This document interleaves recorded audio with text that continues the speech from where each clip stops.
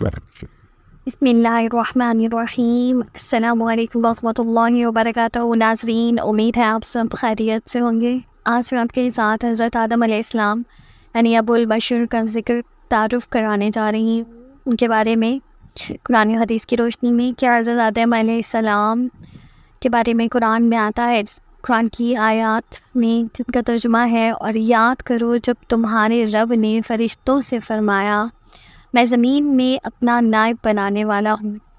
زمین میں خلیفہ بنانے کی خبر سن کر فرشتوں نے بارگاہ الہی میں عرض کی کہ آپ زمین میں اسے نائب بنائیں گے جو اس میں فساد پھیلائے گا اور خون بہائے گا، حالانکہ ہم تیری حمد کرتے ہوئے تیری تسبیح کرتے ہیں اور تیری پاکی بیان کرتے ہیں۔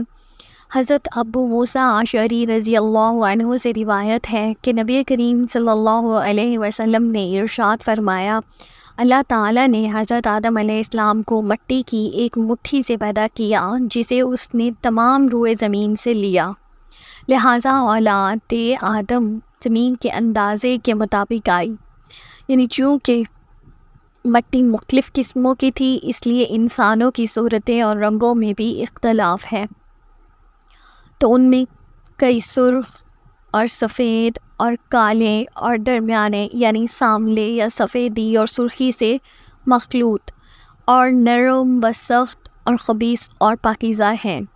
جب اللہ تعالیٰ نے حضرت آدم علیہ السلام کو پیدا کیا تو زمین سے ایک مشت مٹھی لی گئی، پھر اس مٹی کو مختلف پانیوں سے گوندا گیا یہاں تک کہ وہ گارا بن گئی اور چپکنے لگی، پھر وہ گارا سیاہ ہو گیا اور اس میں بو پیدا ہوئی، پھر اس سیاہ رنگ اور بو والی مٹی سے انسان کی صورت بنائی گئی۔ جب وہ سوکھ کر خشک ہو گئی تو جس وقت ہوا اس میں سے گزرتی تو وہ بجتی اور اس میں آواز پیدا ہوتی تھی۔ تخلیق آدم کے یہ مراحل قرآن کریم میں مختلف مقامات پر بیان کیے گئے ہیں۔ چنانچہ ایک مقام پر ارشاد فرمایا، اس کا ترجمہ ہے، بے شک عیسیٰ کی مثال اللہ کے نزدیک آدم کی طرح ہے جسے اللہ نے مٹی سے بنایا، پھر اسے فرمایا کہ ہو جا تو وہ فوراً ہو گیا۔ دوسرے مقام پر ارشاد فرمایا جس کا ترجمہ ہے، اور بے شک ہم نے انسان کو چنی ہوئی مٹی سے بنایا۔ سامعین، یہ سب قرآن پاک کی آیات ہیں جن کے ترجمہ میں یہاں آپ کو بتا رہی ہوں، اور پھر ایک اور جگہ ارشاد فرمایا جس کا ترجمہ ہے، ایک اور آیت ہے، جس نے جو چیز بنائی خوب بنائی اور انسان کی پیدائش کی ابتدا مٹی سے فرمائی۔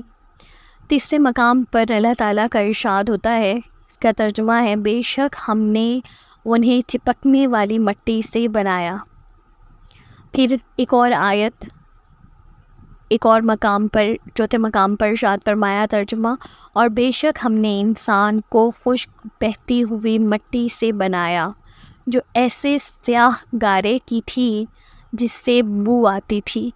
ایک اور جگہ ارشاد ہوتا ہے جس کا ترجمہ ہے، اس نے انسان کو ٹھیکری جیسی بچنے والی سوکھی مٹی سے پیدا کیا۔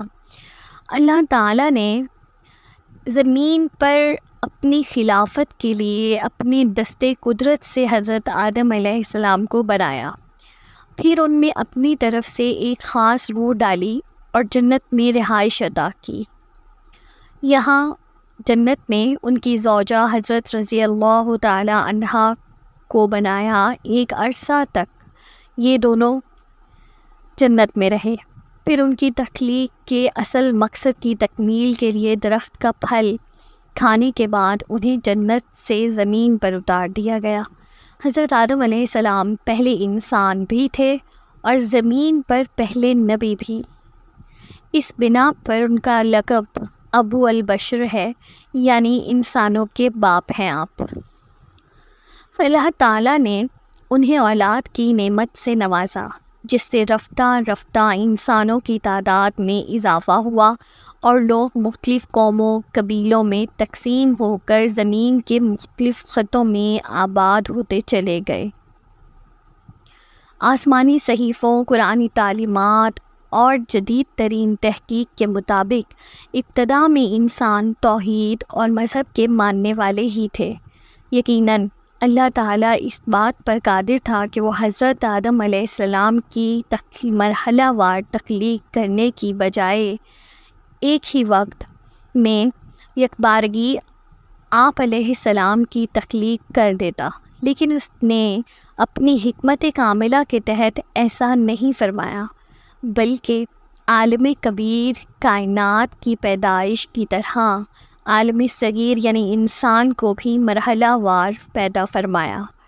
اس میں ہمارے لیے یہ تعلیم ہے کہ ہم بھی اپنے کام اطمینان سے اور مرحلہ وار کیا کریں۔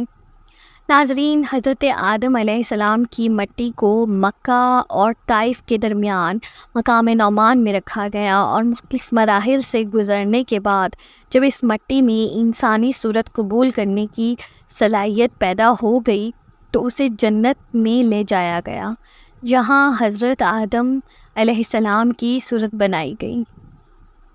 بعض روایات پہ یہ بھی آتا ہے کہ حضرت آدم علیہ السلام کی مبارک صورت زمین پر بنائی گئی، پھر اسے جنت میں لے جایا گیا جہاں ان میں روح ڈالی گئی۔ اللہ تعالیٰ نے حضرت آدم علیہ السلام کی تخلیق خاص اپنے دست قدرت سے فرمائی۔ اللہ تعالیٰ نے خاص اپنے دست قدرت سے آپ کا جسم مبارک بنایا اور پھر ان میں اپنی طرف سے ایک خاص روح پھونک کر پسندیدہ صورت پر پیدا فرمایا۔ انہیں کائنات کی تمام اشیاء کے ناموں، ان کی صفات اور ان کی حکمتوں کا علم عطا فرمایا۔ فرشتوں نے ان کی علمی فضیلت کا اقرار کر کے انہیں سجدہ کیا، جبکہ ابلیس سجدے سے انکار کر کے مردود ہوا۔ حضرت آدم علیہ السلام کثیر فضائل سے مشرف ہیں اور قرآن و حدیث میں آپ کا کثرت سے تذکرہ موجود ہے۔ تو ناظرین، آج کی ویڈیو